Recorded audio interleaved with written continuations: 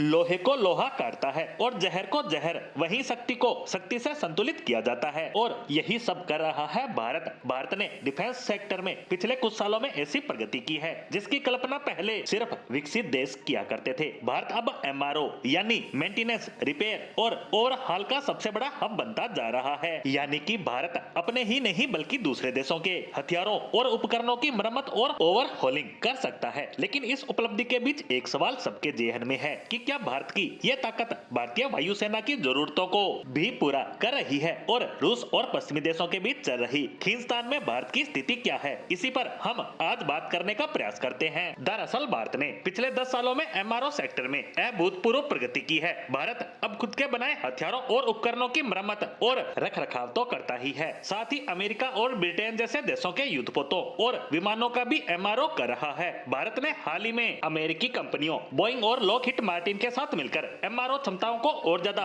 मजबूत किया है। भारत सरकार का लक्ष्य है कि अगले 5 सालों में देश के हर कोने में एमआरओ सुविधाएं स्थापित कर दी जाए। एमआरओ हब बनने के फायदे की बात करें तो इससे भारत का आर्थिक लाभ का दायरा बढ़ेगा, क्योंकि विदेशी कंपनियां भारत की बेहतर और सस्ती सेवाएं लेंगी। ये भारत को स्ट्रेटेजिक ऑटोनॉमी देगा, क्योंकि भारत दूसरे देशों पर निर्भरता को कम कर रहा है और इससे रोजगार के नए अवसर भी पैदा हो रहे हैं। हालांकि भारत के एमआरओ सेक्टर में उभरने के बाद विश्व की परिस्थितियां बदली हैं। रूस और पश्चिमी देश आमने सामने आ गए हैं। अमेरिका का कहना है कि लॉकहीड मार्टिन और बोइंग जैसी कंपनियों ने भारत को एमआरओ में आगे बढ़ाने में अहम भूमिका निभाई। उन्होंने भारत के डिफेंस सेक्टर में टेक्नोलॉजी और अनुभव दिया, तो वहीं रूस का कहना है कि वो दशकों से भारत का सच्चा दोस्त रहा है। रूस ने भारत को फाइटर जेट्स और उनके इंजन का एमआरओ करने की क्षमता बहुत पहले ही दे दी थी। साथ ही रूस का ये भी कहना है कि पश्चिमी देश सिर्फ भारत का फायदा उठाना चाहते हैं, जबकि रूस हमेशा से भारत के साथ खड़ा रहा है। यानी ये सभी देश भारत की एमआरओ क्षमताओं का लाभ तो उठाना चाहते हैं, लेकिन दूसरे देशों के ऐसा करने से खुश नहीं है। वहीं